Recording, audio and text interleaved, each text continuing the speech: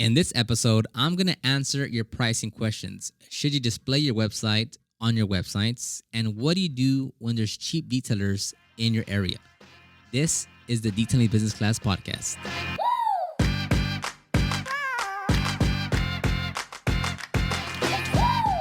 And good morning, good afternoon. Glad to have you here on another podcast episode. I'm actually going to be covering a few questions when it comes to pricing. Whether it's like displaying your website or displaying your pricing on your website, or there's another detailer in your area that's charging much cheaper than you. So this will kind of encompass a lot of pricing questions. And this is kind of like a part one because I got a lot of questions and I kind of saved them. So a few weeks down the road, I'll have like part two, so to speak, when it's just going over pricing. Because it's kind of an endless topic because there's just so many facets of pricing and how to price and why to price and what to do this and what to do that. So we're going to go over a few questions and hopefully you get some insight into how you can apply this to pricing your services, and hopefully you can implement it in your business in which way. But first, I want to give a shout out to our sponsor, Jobber. So we've actually been using Jobber in our business for the last 3+ years. And the way we use Jobber primarily is to schedule our customers, keep track of the customer's information, like their vehicle, their name, address, phone number, and then to schedule all our appointments. So whether we're at the shop, whether we're mobile, we use everything through the desktop or the phone to keep track of all our scheduling and operations. And this is exactly what we did, when I first started my business back in, 2011. It was much easier to keep track of the appointments because it might be like, 3 to 4 per month. But as your business grows and scales, and now you go to, a customer a day, to 2 customers a day, or a handful of customers per week, then you do want a more robust system to keep track of everything to help you streamline your business. So a big part of running our business goes through Jobber. Now, because we are a bit more, we have a small team, we do have a bit more features that we use on their bigger plan. But if you're just getting started and you're using pen and paper, or you're using like a free calendar like I did, like Google Calendar or something like that, and you want like a more robust system to help keep you track of your business and your customers and your scheduling, then give Jobber a try. Again, we've been using it and paying for it for over the last 3+ years in our business. You can check the link down below and get a free 14-day trial plus 20% off your first 6 months. And if you're watching this on YouTube, just check the description box down below. It'll be the first link there as well. Thank you, Jobber, for sponsoring this video. Again, we've been using them far before they became a sponsor of us. So now let's get into today's topic. So first question here, and there's no specific order. It's just me kind of copying and putting them into my notes here. So it's not like the first one is the most important versus the last one. So this one here is, do you take into account all the product you spend on the job? Do you calculate how much you're spending into your pricing? With this one, I actually don't overcomplicate it. So you have to look at it in the context of, well, the way I'm looking at it is that if you look at like roofing, if you're building a retaining wall, if you're building a house, if you're installing a pool or something, where there is with those kind of jobs, there's an actual cost associated to those jobs, right? The material, the labor, the equipment you have to rent, insurance, whatever, right? If it rains out, whatever, the duration of, like, you actually have to account for all those expenses, because you can make or break your project, your profit, your everything if you don't calculate everything, right? So, if you have, if you're more of a contractor style work, and you're gonna rent X amount of equipment, and you have to take trips back and forth to go dump whatever you're dumping, and you have to get a bunch of sheets and I don't know, cement and blocks and excavator and all these things. That is some real hard costs that you have to project into the project to see how much you need to charge and what is your timeline to complete it, right? Now, contrast that with detailing. And we, on let's say the most extensive service, which is like a paint correction, ceramic coating. What are you really using there? That's a one-time use for that job. Basically nothing. Mine is a towel maybe for ceramic coating because you want to throw those away. But aside from that, though, the polisher, the pads, the polishes, like the actual liquids, the brushes, like you reuse it at least like 50 times before you have to purchase something else, right? Or the polisher, like you're gonna use it. Like we've been using our polishers for years now. So I don't really look that hard into how much are we spending per vehicle because it's such a small number in the grand scheme of things. Right? Like if you buy a gallon of APC all purpose cleaner for, I don't know, let's say $20, whatever that means, $20, and you dilute that to 4 to 1, 10 to 1. And from there, you're putting it in a 5 gallon, in a 3 gallon, in a 1 gallon, in a 16 ounce. Like that $20 that you spent on that concentrate of APC. I mean, how much is it per bottle, per 5 gallon container, per 3 gallon that you're mixing it into? So the cost is so minuscule here that I don't really spend too much time saying, hey, how much are we spending per vehicle? Now, when it comes to ordering, right, inventory, that's a bit different just because you're kind of seeing what you're actually spending on and how much you need to spend. But even that, like, I'm not like we have an extensive, basically just a Google sheet that has every product that we have, and we note the frequency in which we order it, right? So, like, just think about your shop, think about your van, but we have every single item on our spreadsheet. And next to it, we say, hey, do we order this monthly, weekly, bi-weekly, or as needed? And most things that we order on a frequent basis, it's only but like maybe 5 to 7 things, or like let's say 5 to 10 things. Everything else is like it might be as needed, right? Meaning, okay, hey, once we're like we don't really get these solid jobs, but when we do get those jobs, we do need it. But it's not that common or not that frequent that those jobs come by. So we didn't need to order this thing every single time. Or like, yeah, after a few like after so many vehicles or so many months, you're like, yeah, maybe we should up on towels or pads again. And that's kind of like an as needed thing, meaning like, yeah, after so many vehicles or so many months, it's like, okay, yeah, maybe we should order a few more. Let's order another set of 10. But that's an as needed thing. And from there, you reuse those pads for however many vehicles, and like the cost of it just gets diminished because you're using it over and over and over. So I don't really look at it at the actual like per vehicle cost. It's more so of like of the just monthly inventory of where we're spending money.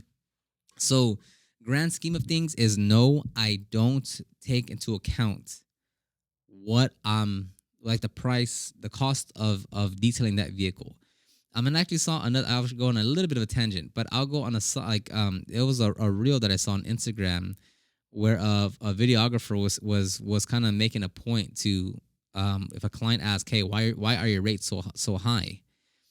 And his explanation was, my camera's 2,000, my lens is 2,000, my laptop was 3,000, my editing software is whatever, $50 a month, I don't know, whatever, right? But he was jotting down all the costs to what it takes to be a videographer.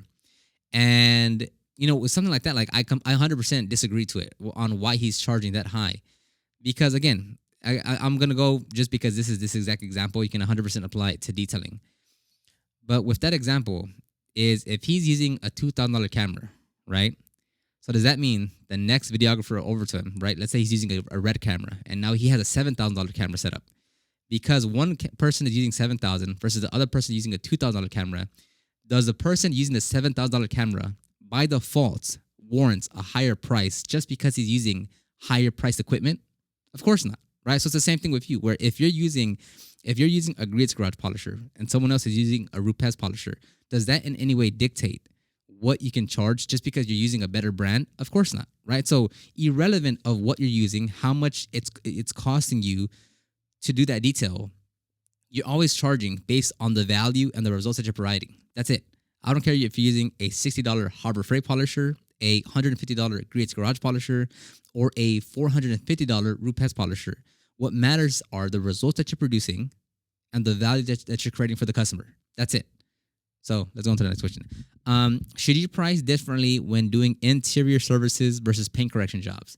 So piggybacking off what I literally just said is you're going to price, and this is like a very general blanket statement just to kind of give you some guidance of you charge based on the condition of the vehicle, the size of the vehicle, and what the customer is looking for.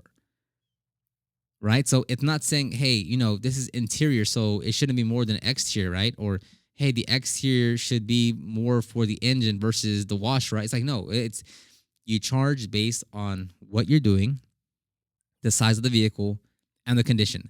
So yes, does that mean that a small Corolla would charge 320 for the interior, but maybe for a F-150 crew cab, we might charge 260 for the interior? It's like, yeah, because yes, the sizing is different. The F-150 is bigger by all accounts than the Corolla, but the Corolla has cloth seats. It's really dirty, and we're going to take a lot more time to clean the interior versus the F-150 that has rubber floor mats, that's leather seat. It's not that dirty. So the F-150 will actually be less work, although it's bigger. We're still accounting for that. It's bigger, but it's nowhere near as much work as a Corolla. So that's the thing that's the problem that you'll run into as a service-based business, right? Detailing is that it's not a one size fits all. This isn't like you have a physical product like a t-shirt, like a laptop, like a water bottle where it's like, hey, every water bottle of every thermal that we sell is, whatever, $20, right? It might change like off of color, maybe it's like tech, whatever, but for the most part, this thermal is gonna be $20. This iPad, whatever, is gonna be $1,000. This mic is gonna be whatever, $150, right? But for a service-based business, contractor, roofer, veterinary, whatever, it's like it's a per case kind of thing, right? A Corolla is going to be different than a Camry. It's still the same, but don't get me wrong. Like it's still based on the condition and what the customer wants, right? If you can have the same, let's say it's the same '07 Corolla, it's the same cloth seats, it's the same condition, right? Pet hair, stained, whatever, right? So those two things are equal. But now the customer is saying, hey, I only want my seats done. And then the other customer saying, hey, I want the whole thing done. Those are now two different pricings, right? So with service-based businesses like ours, it is very, like, you won't ever match every single price. So if a customer's like, hey, but like, why are you charging me more for this vehicle if this vehicle isn't as big? And it's like, yeah, it's not as big, but the condition or the level of work that we're going to do to this one, although smaller, is actually a lot more work than what we're doing to your other vehicle. Like that's just the name of the game when you get into pricing for things that just depends on so many factors. Let's see here. A detailer near me is charging $40 for full details. I feel like it's hurting a lot of detailers around here. Do you experience this? Yes. I'm in Houston. I'm in the fourth largest city. There's 2.2, 2.4 million people here. And with that comes a lot more options for the consumer, right? There's a lot more detailers. There's a lot more car wash lots around us. And, is there ever going to be a point when there's not too many cheap options around you for whatever service, whether it's HVAC, roofing, whatever? There's always going to be cheaper options in the market. It's never going to go away. It's always going to be there because there's always someone else starting. There's someone else struggling. There's someone else that's always only going to compete on price, right? So with us, are there cheaper options? Absolutely, right? Just the other day, we sent a quote out for $3,000 to wet sand. I forget what vehicle it is, to wet sand and water spots and to polish the paint, to polish the glass. I think it was like $3,000 or $4,000 that we sent the quote. The person replied back, he said, hey, thanks, I appreciate it, but I found someone else that could do it for half the cost. Are we going to be up in arms saying, oh, what? No, let's... It happens. There's going to be cheaper options, and rightfully so, right? Again, like, we don't have a gun to anyone's head. We're not saying to anyone like, "Hey, you got to come with us." We have our pricing, right? And for this specific instance, Lex and I were talking. We're like, "Man, like it's going to be a lot of work, dude. Like it's going to be kind of annoying doing this amount of work, like, and still trying to fit the rest of our schedule." So it's like, well, bro, if we're going to do this, like we have to charge accordingly, because other than that, it's going to be a very long, gruesome time just working on this one vehicle, which is why we priced it. I think it was like $30,000. And from there, it's like, okay, yeah, so the customer didn't go with us. There's someone else cheaper. That's fine. Best of luck to the other detailer that's going to handle this wet sanding job, right? Because it's going to be a lot of work. So it's just the name of the game, right? Like, is $1,500 cheap? I mean, that's still pretty expensive. Is it as expensive as $3,000? Of course, it's half the price. But it's like, that's just like, it's very contextual, right? If your average cost of a detail is $300, and then that person finds another detailer that could do the same thing for $150, yeah, that's now a cheaper detailer. Now, if our typical pricing is $800, and they find another detailer that could do it for, $400, that's still a cheaper detailer. It's still more expensive than the other detailers that are charging $300 and $150, But what I'm saying is it's all contextual. It's all based on context, right? What is really cheap, you know? So like, are the customers that are willing to spend $40 on a detail, are they coming to us? No, we don't kind of get those. We're not going to get those customers because just at this point, like with our business referrals, word of mouth, our website, Instagram, or ads, like we're not attracting the person that's going to say, well, hey, thanks for that $400 quote, but someone else is doing it there for $40. That's not happening, you know? And if someone comes to us saying, hey, like, can you do it for 40? It's like, no, of course not. Like that's just not in the game that we're playing at that point. Okay, so next question here is how can you know what to price based how can I'm sorry, I just copy and paste these questions, so sometimes they're not like written out all the way. So I have to kind of decipher it as I read. How can you know what to price based on size? For instance, sometimes a small pickup truck will be the same size on the interior as a sedan. Are those two different prices because the truck is bigger, but both interiors are around the same size? Yeah, this goes exactly back to it's all based on condition, size, and what the customer wants. Sometimes the pricing won't make sense, right? So sorry for all that banking if you hear that. So for instance, like a Tacoma interior is almost the same size like as a Corolla, right? But let's say a Bentley or like a Bentley isn't the same size as but they're still sedans, right? Or let's say the engine of a S2000, it's pretty narrow, but it's almost the same as cleaning. It's easier to clean a Toyota Tundra, but a Toyota Tundra is a V8 much bigger engine. So it's like it's all these little things that are going to change based on the vehicle, based on the condition, based on the size, and based on what the customer wants. So yes, sometimes you might say, well, how am I charging cheaper? I mean, how am I charging more for this S2000 versus this Tundra? But it's like, yes, maybe on the size part, obviously one is bigger than the other, but based on the condition and what the customer wants, that's where the other factors come into play. So yeah, sometimes, or not even sometimes, a lot of times the pricing isn't going to make sense on paper, meaning, yeah, why am I charging more for this interior? But if that vehicle is way bigger, why am I not charging more for that? Again, you could reflect back and say, maybe my pricing is off a little bit, actually. Maybe I'm pricing this all wrong. That could be it. Maybe you're pricing other services lower than, for other vehicles. That could be a thing. But mostly it's like, yeah, like pricing won't make sense sometimes because, again, based on the size, based on the condition, and based on what the customer wants will dictate your final pricing of that vehicle. Next question here is, should I include my pricing on my website? I would rather talk to the customer first and understand their problems and needs before giving out a price. I'm scared since they see the price up front, no one will ever call me. Yeah, so this one, I am a big proponent of displaying your pricing. We've had our pricing on our website since 2015, and I'm not going to take them off because it's another layer of letting someone self-qualify themselves before they call you. So if you want to talk to every single person that gets on your website, a lot of those people are not going to be your qualified customer, right? So if someone goes to our website, right? Let's say they go to the paint correction page and they see the web page. They read the website. They look at our pricing and they still give me a call. They're qualified. If they don't see a price and they're going to call our business just to get pricing, there's a higher chance that person is going to get sticker shocked because they have no context of what the price is going to be. So I would rather display our pricing on our website. Let the people read the page, consume the information, look at our pricing, and if they think it's too expensive, I'd rather them not give me a call. It saves them time. It saves me time. The person that reads the page, looks at the pricing, and gives me a call or gives us a call, they're saying, I understand what you do. I understand the pricing is a bit higher than others. I'm still going to give you a call to get more information about your services. That's a much different person that's calling you.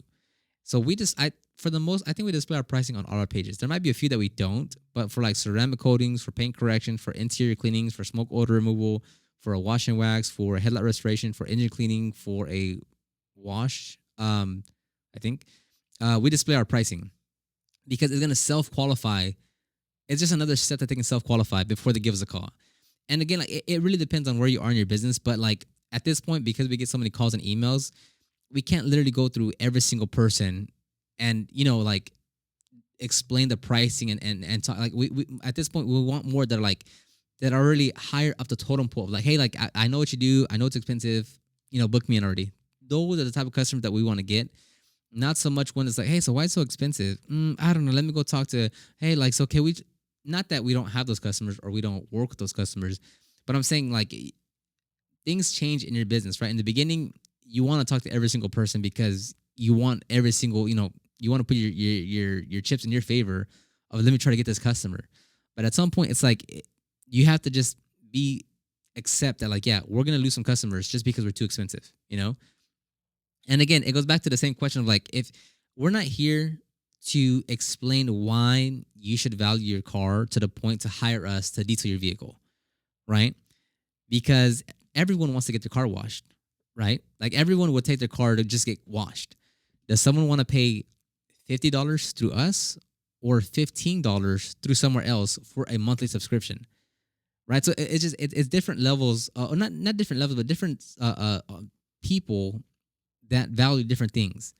So again, and we don't do washes like that or anything, but I'm just saying it was an example of like we're not trying to fight the uphill battle of convincing someone why they should go with us versus another option. We would rather focus our efforts on people that already, they value their vehicle, they want it done right, they're looking for a professional, they're willing to pay a premium rate, and they're, calling around. Like that's the customer that we want. Not so much the one that we're like, hey, like, we're kind of fighting this uphill battle of why we should be, or why they should spend this much on a vehicle. Again, not that there's wrong with either. It's just where are you in your business? So for us, we display our pricing. We don't shy away from it. It's not something that it's like, oh no, we need every single person to call us. And also, like, what kind of business, if you were a customer of your own business, right? Let's say you were just a consumer and you had your vehicle and you wanted to go get a detailer to whatever service you want on your vehicle, right? If you go to that detailer's website, do you want to see the pricing on the website or not? So for me personally, it's like, dude, I want to see. I don't want to have to call you or email you. Like, I just want to see the pricing just to get a ballpark price of what it's going to be. And then if I look at that ballpark price and I'm like, okay, I'll email them or I'll give them a call. That makes my life easier as a consumer because I don't have to call you and go through these hoops and whatever. So that's another big reason why I display the pricing, because me personally, when I go to another website, I just give me just something like, yes, I understand it's going to be like a range, but give me something to get a baseline of like, hey, are you on the more expensive side or are you on the more less expensive side, right? And you can put a disclaimer saying, hey, these are just ballpark pricing. Pricing can heavily change based on the size and condition of your vehicle. Like, I got it. Good. But, even off of that, you're way more expensive than the 20 other options that I saw. And I'm still going to give you a call, So that's like on a personal level. It's just I want to see the pricing. So let's maybe do one more question here. I'll do one more question here. How fast should you increase your prices? How do you know when the right time was to increase your hourly rate? I wouldn't say there's ever a right answer, but one, like for me, when I knew it was like, okay, I need to start raising them, is just because I started getting a lot more calls and emails, right? And this goes back to SEO, search engine optimization. For the first 3 years of my business, like I got no customers, no business, no traction, was making no money. And then I focused all my efforts on ranking my website on the first page of Google. And it took me 9 months to do that. I started ranking for multiple keywords, and I kid you not, like I went from maybe like 1 or 2 calls per week, maybe an email per week. I went from that to around like 3 to 9 calls per day to like 3 to 8 emails per day. So it was a drastic night and day difference between where I was, let's say 9 months ago, and then 9 months later. It's like the calls and emails were nonstop, and to this day, they nonstop coming in. They were nonstop coming in. And from there, like every other week, I was like, I'm booking more people. Okay, so the interior, this week was 150. Okay, I'm gonna start charging, 180 next week. And then the week after that's like, okay, I'm gonna start charging 200. And then the week after that was like, okay, I'm gonna start charging 240. And the week after that was like, okay, 260. And then the week after that, okay, 280. And that's literally like the process that it's been like. So to me, it was like, oh wow, there's a bunch more calls now. Okay, bet I'm gonna just little by little, I'm gonna start increasing the rates. Now that wasn't like an actual timeline of how I did it. Just it was just an example of like, just as I went along, I was like, oh, I'm getting customers. I'll just raise my prices, yeah. And then, it happened again. Like I continue to get customers like, this is a lot of work. I'm gonna raise my prices again. And that was literally and to this day, like that's what we do. Like we don't send like this mass like, hey, on November 1st, we're gonna increase our pricing by 10%. It's just like we just raise them, you know. And what we do is like if we do raise a pricing, and like a repeat or like a previous customer comes by that is on the old pricing, what we do, which is like the easiest way that we've done it, is we always say, hey, the last time we serviced your vehicle, it was on the old pricing of $180. I'm making up numbers for whatever detail. We'll do the price. We'll do this. We'll detail your vehicle this time at that same price, but the next time that you come, it'll be now at the updated pricing. That's like the easiest way that we've managed it, and like no customer has ever had any qualms with that. Because they were kind of grandfathered in for at least one other detail because they didn't know because we didn't announce it. So that's the easy way we've done it. Now, if it's like a super old customer, it's like, hey, you serviced my vehicle, 7 years ago for an interior cleaning. Can you do it again? And we're like, yeah, because this has actually happened. And it's like, yeah, it's gonna be like 260 now. It's like 260. Last time you came, it was like 140. It's like, yeah, that was like 7 years ago though. At that point, it's like, all right, it's kind of past that threshold. But if it makes sense and if it's within like, okay, yeah, like that was like a year ago and whatever, hey, we'll detail your vehicle this time at the old price, and moving forward, we'll update the pricing. So yeah, I'll go ahead and end right there just because we're getting near our limits. Again, if you want to try out Jobber, you can get a 14-day free trial plus 20% off your first 6 months. You can check the description box down below if you're watching this on YouTube, or if you're listening to this on whatever app, just check the show notes. We use this to, again, like the primary thing about this is to keep track of our schedule. I mean, sometimes we have 3-4 cars on there between shop and mobile. And all of us, the employees, us, Lex, me, like everything goes through the schedule. So that's how everything runs. The customer's information, the appointments, their vehicles, their previous jobs, everything is stored within Jobber. So thank you very much. Again, if you want to check out other things like the ultimate guide to start your detailing business, or any other links like my YouTube channels, my Instagram accounts, you can check that all down below. Thank you very much, and I'll talk to you on the next one. Bye-bye.